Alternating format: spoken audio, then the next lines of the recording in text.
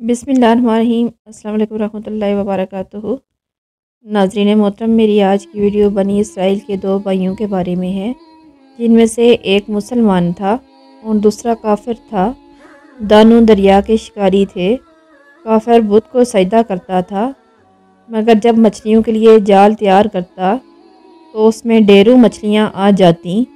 اس کو کھینچنا بھی اس کے لیے مشکل ہو جاتا، مگر مسلمان کے جال میں صرف ایک ہی مچھلی آتی تھی اور اسی پر صبر کے ساتھ خدا کا شکر ادا کرتا تھا۔ اتفاقاً ایک روز مسلمان کی بیوی اپنے گھر کی چھت پر گئی تو اس کی نظر کافر کی بیوی پر پڑی، جو زیور و بہترین لباس سے آراستہ تھی۔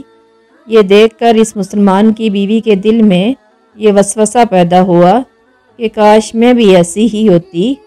تو کافر کی بیوی بولی کہ اپنے شوہر کو اس پر آمادہ کر لے، وہ بھی میرے شوہر کے معبود یعنی بت کی عبادت کیا کرے، تاکہ تو بھی میری طرح مالدار ہو جائے۔ یہ سن کر مسلمان کی بیوی کچھ غمزدہ سی ہو کر نیچے آ گئی، اور جب اس کا شوہر گھر آیا تو اس نے بیوی کا حال متغیر دیکھ کر دریافت کیا کہ آخر کیا بات ہے جس سے تو اس قدر غمزدہ معلوم ہوتی ہے۔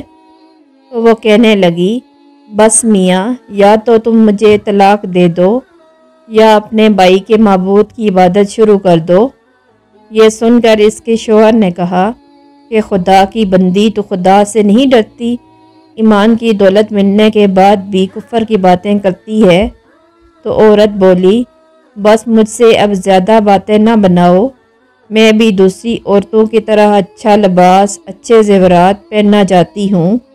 جب اس مرد مومن نے دیکھا کہ یہ عورت ضد پر اتر آئی ہے تو اس کا اصرار بے حد بڑھ چکا ہے، تو اس نے عورت کو تسلی دی تو کہا، اچھا گھبرانے کی ضرورت نہیں ہے، میں کل سے کاریگروں اور مزدوروں میں جا کر محنت کر کے تجھے روزانہ 2 درہم دیتا رہوں گا، تو اس سے اپنی حالت درست کر لینا۔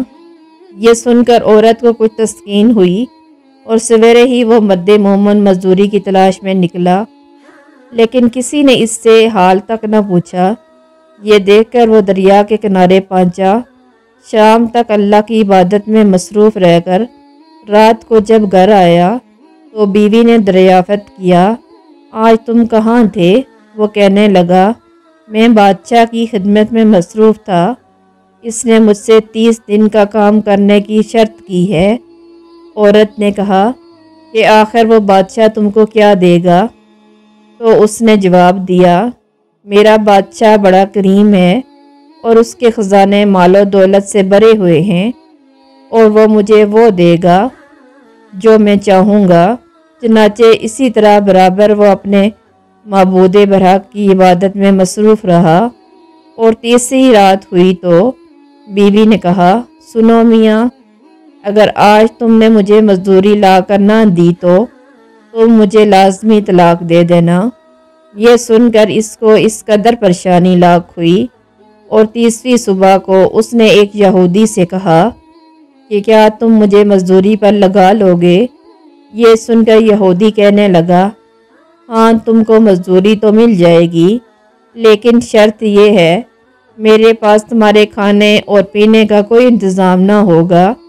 چنانچہ وہ مرد مومن روزے کی نیت کر کے یہودی کے ساتھ ہو گیا۔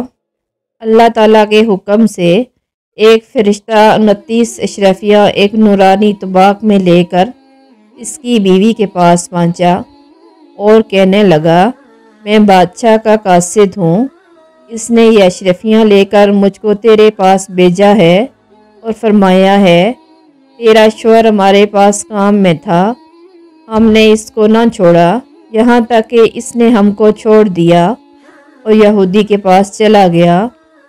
اگر وہ ہمارا کام کرتا تو ہم اس کو اور زیادہ اجرت دیتے، بس یہ ایک اشرفی کی کمی اسی وجہ سے ہے۔ چنانچہ وہ عورت ان اشرفیوں میں سے ایک اشرفی لے کر بازار گئی۔ سنار نے اس کی 1000 قیمت عورت کے ہاتھ میں رکھ دی، اور شام کو وہ مومن مرد جب گھر واپس لوٹا تو عورت نے اس سے دریافت کیا کہ آج تم کہاں تھے؟ اس نے جواب دیا، آج میں ایک یہودی کے کام پر گیا ہوا تھا تو بیوی کہنے لگی کہ آخر بادشاہ کی خدمت ترک کر کے تم دوسرے کی خدمت کیوں کرتے ہو؟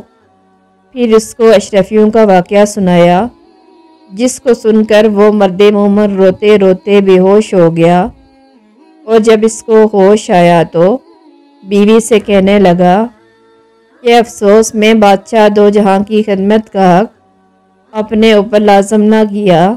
اس کے بعد اس شخص نے عورت کو چھوڑ دیا اور پہاڑوں پر چلا گیا، جہاں خدا کی عبادت میں مصروف رہ کر اس کا انتقال ہو گیا۔